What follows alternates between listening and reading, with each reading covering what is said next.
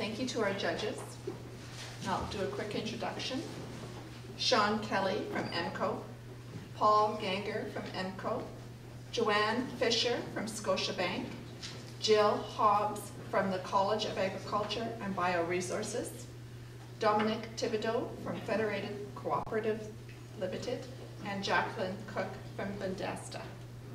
Competitors, you have 23 minutes to present today. Immediately following the presentation, we ask you to exit. I will be your timekeeper for today. From the first word spoken, the time will start. That is considered protected time, and no questions can be asked in the first 5 minutes. At 5 minutes, I will knock and show the unprotected sign, and that allows the judges to be able to ask questions. At 20 minutes, I will knock again and show the protected time card. No questions will be asked at that time. I will give you time warning cards after that. Audience, no questions, comments, cell phones, or picture taking will be permitted. Please ensure that your cell phones are off or in the vibrates mode. We'll ask you to only applaud at the end of the presentation. At the end of the presentation, we ask the audience to exit as quickly as possible. This allows our judges to be able to do their scorecards and have conversation immediately after the presentation.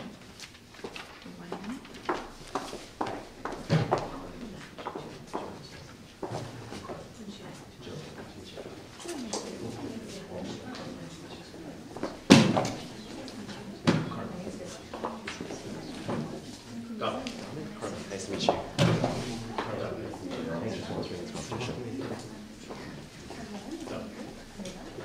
I want to confirm that you're Team G. Yes. Judges, Team G. When you're ready. All the students in this room, if I asked you by a show of hands, who would like a 20% off of the rent right now? Right? Everybody. And you're not alone. Across Canada, debt for students is crushing. It's a national problem that we need to address, and it's something that we see not only nationally within the domestic community, but internationally as well. Good afternoon, everybody, investors, audience. My name is Carlin, and I'm the CEO of Pair Rent. Along with me today are Rhythm, my COO, and Mohawk, my CFO. And today, we're going to tell you how we're going to solve this problem while tackling another very serious issue in our communities today. Pair Rent is a matchmaking services for students who need affordable housing and seniors who need companionship. Now, you might be asking why we picked seniors as the other party in this, and Rhythm can tell you a little bit more about that. All right. So my family has had experience living in both Saskatoon and Vancouver. And while the other one is always filled with snow and the other one is busting with business, we have a lot of concerns for our seniors. For example, my grandpa and my grandma, we don't feel comfortable with putting them into a senior home. But at the same time, it's very cumbersome for us to drive up to their doorway every single time to pay their bill, to drive their groceries. What if there was someone who was already living there, who always came in and out, who had easy access to groceries as well as postal services?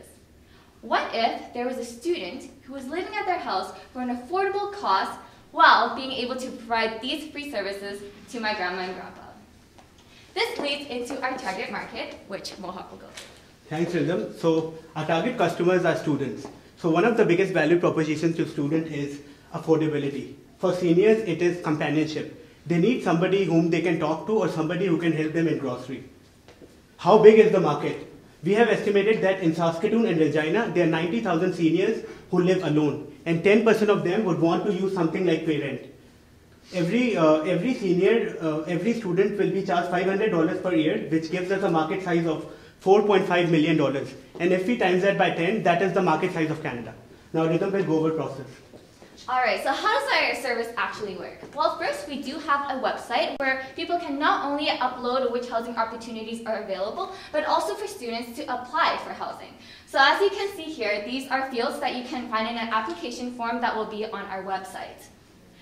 Step 2 is the matchmaking process. So we actually have an algorithm that matches the interests of both parties. And afterwards, there will be a congratulatory message in their inbox saying, we found a match. Now you can arrange a time where you can meet with each other.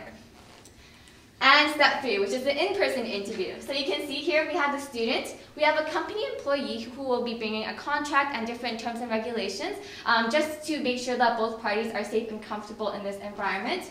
And lastly, of course, seniors and their families. Now I want to stress the importance of seniors' families. For example, right now, my mother would be the one who is most concerned about my grandpa and my grandma's health as well as safety. That is why we want to make sure that their families are always informed about all of the processes and all the systems that are happening. Alright. Step 4 is the actual contract signing as well as receiving deposits for rental. As you can see in step 1, we signed a contract that outlines the deposits and regulations. Number 2 is we set up the direct deposit for the senior. Number 3, we set up automatic payments for students. Now this automation process is very important. Not only does it provide students the convenience of not having to go in and pay a check to the senior every time, but it also gives a chance for the senior to have more convenience as well. Because now all the funds, all the rent will be directly deposited into their account through our website payment process. Lastly, we will always provide regular phone calls and checkups to both the senior and student just to make sure that they are satisfied with how the service is running. So in terms of go-to-market strategy, we have 2 separate markets here. One is the seniors market and one is the students. For seniors, we will have personal contacts with senior homes or different community centers where seniors always hang out. Second, of course, we do want to stress that we are very interested in a partnership with EMCO. The reason being, you are always having services in these households already. You know what the makeup is, and therefore we want to see where there's opportunity for us to set up these housing opportunities for both students and seniors. In terms of students, we know that a lot of you right here are already wanting this service because you can save up to $200 per month for rent. So we will be using personal contacts as well as social media just to make sure that the whole world knows that we are an available service to all students. I'd like to quickly go over some of the key milestones that is going to be essential to our success. So today, we're asking for an investment of $200,000 for 20% equity in our company. This will help us facilitate the development of our platform as well as paying the wages of our employees who will be helping facilitate these conversations and making sure that the matches that we make are in fact perfect every single time. From there, May 2016, we're expecting to match our first student and senior so that we can get the interview going, get the process going, and be ready to move on our way. In 2018, we'll be looking into expanding in other nearby cities, and post-secondary secondary institutions. In 2019, we're going to be looking to expand into Toronto, Ontario in general, but Toronto specifically, given the high cost of living and the high demand and large amount of students in the area. And lastly, in 2020, we'll be expanding to the rest of Canada, and that's in year 5 is when you will see approximately 40% return on investment for your $200,000 investment today. Mohawk's going to go over a little bit more about how what the investment is going to look like. So as you can see from the graph, in year 1 we are in cash deficit. That's why we are asking for $200,000 for 20% equity in our company. Your return will be 41% per annum. So for the whole 5 year, it will be 205%. The major cost, the $200,000 will be spent on website development, wages, and rent. Can I go back? You mentioned something about the seniors' homes. Can you explain to me? Certainly. Are you expecting to place students in seniors' homes where people want roommates? All right. So when I meant with communicating with senior homes, a lot of senior homes actually have a wait list of seniors trying to get into the home. Similarly, for universities, they also have a wait list of students who are on the wait list and wanting to seek accommodations at the university but cannot. That is why we want to go to both the senior homes and the universities to see how we can utilize those wait lists and match them so that they're able to find each other and find accommodations for both. What kind of consideration have you given for the liability of putting 2 people together that goes sideways? Certainly. So one of the big things that we need to ensure, and that's first of all included in the interview process. One of the big things we're going to be doing, we're going to be hiring a lawyer in our very first year to ensure that the contracts are foolproof.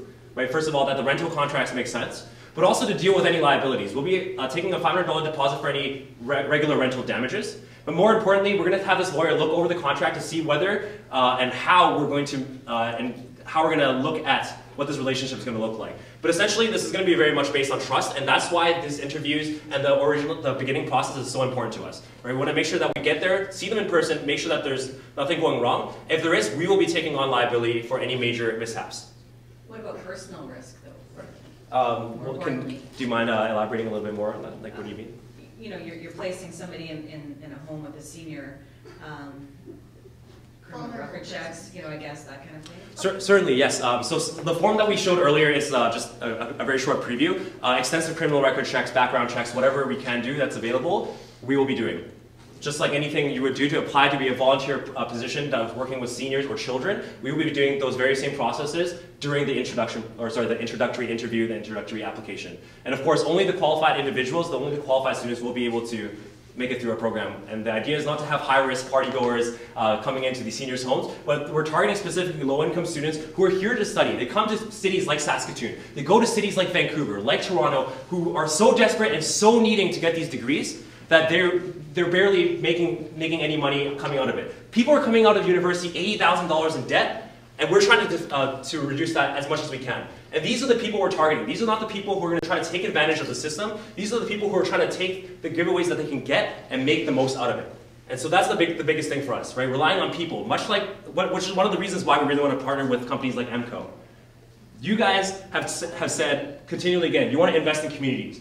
You want to be great listeners. You want to make sure that you guys are part of what's growing and what's good, and making sure that everyone is respected and taken care of. And that's exactly what we stand for. That's part of the reason why we want this investment so much. It's not just because of us, but also because of you, and not just because of the money.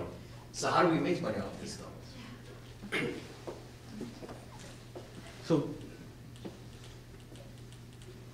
So basically what we're expecting is in year 1 we will be able to match 50 students because we are starting in June 2016. In year 2 we will have 400. In year 3 we are expanding to Vancouver. In year 4 we are expanding to Toronto. That's why the number will increase, and by year 5 it will be like total 10,000 students. So if you can see the net cash flow, in year 5 we will have a cash flow of like $3 million, and that's where you make money, and your return will be 205% for the first 5 years. So what's the source of revenue? I'm a little confused. I can explain it. Alright, so students right now, they pay up to $600 in rent.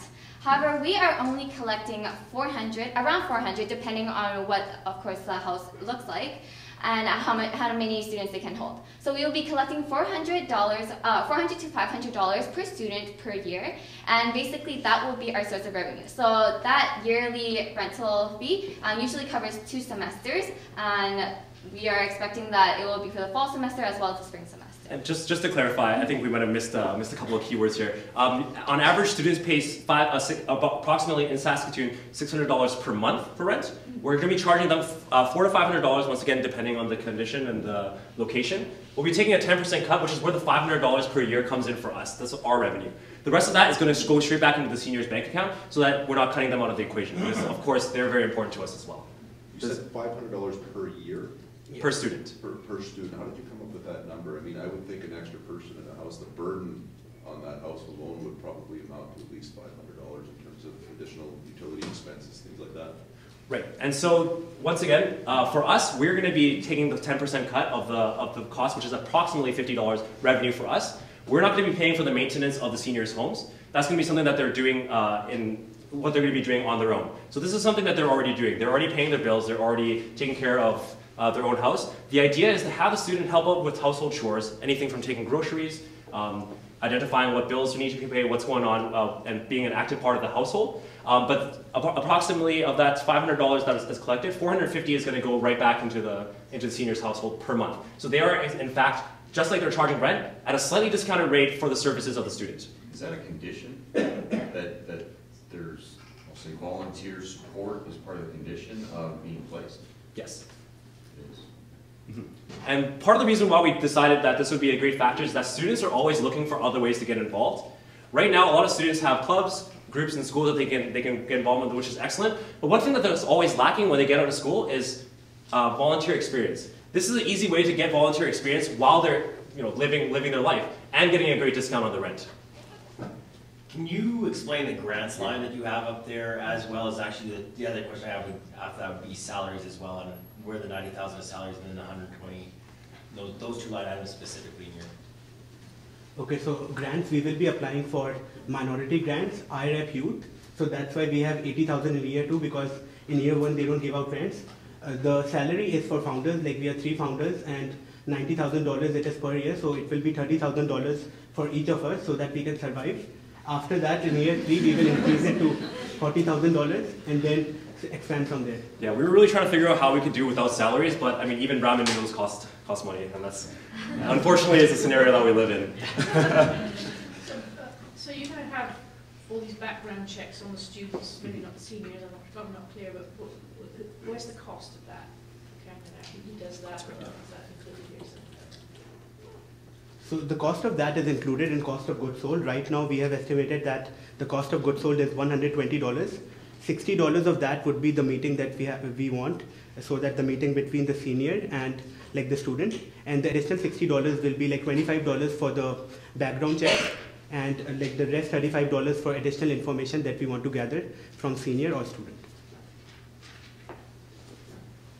So back to the meeting and the vetting process, I would imagine, and you guys can correct me, but a lot of this is for remote. So I'm going to a different city, or I'm finding I wouldn't often be looking for one in my own city. How is that in-person meeting going to happen? Alright, so the in-person meeting doesn't physically have to occur. It can also occur online. So for us, we can help the senior at first connect with the student and to see where the interests lie, and also connect with the seniors' families.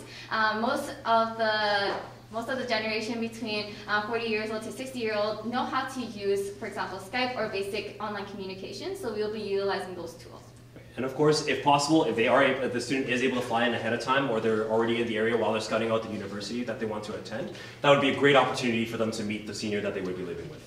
So there's a couple of ways that we've thought about. One being the Skype interviews, one being while they're visiting the area to take a look at the town. Often when people are moving internationally, they take one trip down to examine the university, see where it is that they're going, and also another trip sometimes, if not, it might be the same trip, to look at the city itself and see what the city has to offer. And so we're trying to use those as much as possible and keeping it as convenient as possible for all parties involved. Why us? Why AMCO? We sell plumbing supplies to contractors. So what brings us into this business?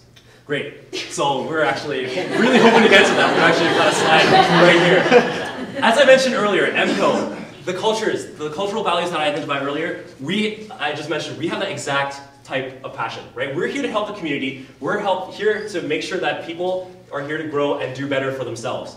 But more importantly, you have experience in the industry, especially here in Saskatoon. You're a big community player, and we would love your help in making sure that we are taking the right steps, making the right moves, and actually accessing the right communities. You're already in there, so we're hoping that you can help us get a foot in the door. On your end, why it's important for you? We're hoping to help you get some customer outreach. As we expand across Canada, you guys have showed interest in expanding your residential market. So as we expand and make it become a larger company, we hope to be able to introduce you as a partner, as an investor, that AMCO is a brand that can be trusted, just like ours, and can be good and beneficial for seniors, students, and everybody else involved, including the families. And that's kind of bleeded into the branding section. Definitely. And I just want to take a moment to explain our expansion strategy as well. As you can see, in all of these cities, AMCO is present. You are in most of the major cities and provinces in Canada, and that is why we want to use your expertise in this industry to be able to bring us to all of these cities. For our first year, we will be focusing in Saskatoon just because it does have a smaller number of one-person households, and so that way we can be able to grab a feel for what the market is like and what the needs are for the market. In second year, we will be going to Regina as well, so in Saskatchewan. And in year 3 and 4, we will be moving to Vancouver and Toronto. These cities have the largest amount of one-person households in Canada, and that is why we want to start hitting those larger markets where there are the larger universities as well. And as you can see, at those numbers there are the number of one-person households in each province. Since we have a little bit of time, I'd like to take advantage of this and talk a little bit about more of a detailed timeline. So we have developed a Gantt chart for both product development and our operational timeline. So can we start with the operational, actually? Thank you. So as you can see, web development is going to be key. Monday morning, the first thing we're going to do is actually talk to some contacts that we have who are interested in being web developers for us. I've worked with several developers in the past. We've had conversations and they're interested. Exciting project, helping people. It's a win-win situation. So that's going to take approximately from January to September. But while they're doing that, while our developer is doing the thing, we're going to be working heavily on senior outreach and to sign those first rentals. We want to make this a very in-person experience. We're not expecting the seniors to go online and fill out a form and figure this out on their own. We're not even expecting their families to. What we're going to do, talking to personal contacts, I believe Rhythm's mom actually works in a nursing home, which is excellent for us. Also, just going, if it takes that, going door to door, talking to seniors, asking them if they'd be interested. A lot of times we know that seniors want somebody in their home, want companionship, want someone to just help around, do the heavy lifting from time to time. And we're hoping that pitching them will get us what we need. Okay, if you are going into seniors' homes to get their waiting lists, are you trying to deter them from going into the home? So how long would the student have to stay in the home if they're about to move into the nursing home? You know what I mean? Mm-hmm. And then does the nursing home really want you taking away their revenue stream? So I can add on to that. So again, my mom currently works at a senior care facility. And basically the #1 problem that they have all the time is having a very large wait list. So they aren't able to supply enough rooms for these seniors. And that is why we are using this opportunity to help both the nursing homes as well as the seniors so that we are able to provide them the resources as well. So we're not in direct competition with them, we're essentially helping them. What is the desire for students to save money and not coexist with their peers and go live with a senior? What does that market share look like? We can ask the room. Like how many of people, like how many students who are here would want 20% discount on the rent that they pay? That's a pretty big market, yeah. And also, something to consider, a lot of universities, they provide housing priority to first years. After first year, in your second, third, and fourth, you have troubles finding the accommodations that you need. So we're trying to target those students as well. How do you make sure the senior doesn't make the student their slave? That's what the regular check-ins are for. Yeah. So as we mentioned before, we'll be checking in both the senior and of course the student to make sure that things are going well. Ideally, if possible, we would go in person, but realistically, if we've identified that these seniors and students are coexisting peacefully, we're just going to call in every once in a while to see how things are going and make sure the experience is pleasant for both parties. And before we sum things up and wrap everything up, I'd like to thank everybody, especially investors, for coming out today and really asking these tough questions. This is the reason why we're here to ask you for an investment and not anybody else. We want to partner with companies like EMCO, universities like the University of Saskatchewan, Scotiabank. All these companies, all these groups that you represent are meaningful to us, and that's why we're here. We want you to ask these questions day in and day out, push us to achieve excellence in developing our technology, establishing these amazing connections so that we can prosper together as an investor and company. So I would like to take a couple of minutes and just go back to the very start and just walk you through our thought process, our product again, to make sure that we haven't forgotten anything along the way. Once again, Pair Rent. We are a matchmaking service for students who are looking for affordable rent, as well as seniors who are looking for companionship. And we do that with our matchmaking service. Our biggest value proposition is affordability and companionship. The market is $4.2 million, and for Canada, it is a $42 million market. In terms of operations, we have a very simple web form that people can sign up for on our website. In addition, we also provide them immediate feedback, immediate responses. And of course, we have an in-person meeting where everyone can see each other either physically or through online means. And then they can see, oh, is this student who I'm looking for? Or, oh, is this someone's home that I want to live in? And of course, we have all the legal aspects, so signing the contract, making sure both the senior and the student are on the same terms. In terms of go-to-market strategy, again, we do have two markets. For the seniors, we will be focusing more on personal contacts with senior homes, nursing homes, as well as different community centers. Whereas for students, we will be talking with our own peers and seeing where the need is at and how they will spread our message through the word of mouth. Once again, our timeline. Today, once again, asking for a $200,000 investment for 20% equity in the company. This investment will help us establish the web platform, get started on those connections, hit the ground running, pay for my ramen, all those things that are essential to this process. Of course, by mid-year, we're hoping to have our first match with the seniors and the students. And moving on in 2018, 19, and 20, we're going to be expanding across Saskatchewan, BC, and Ontario, and across Canada, respectively.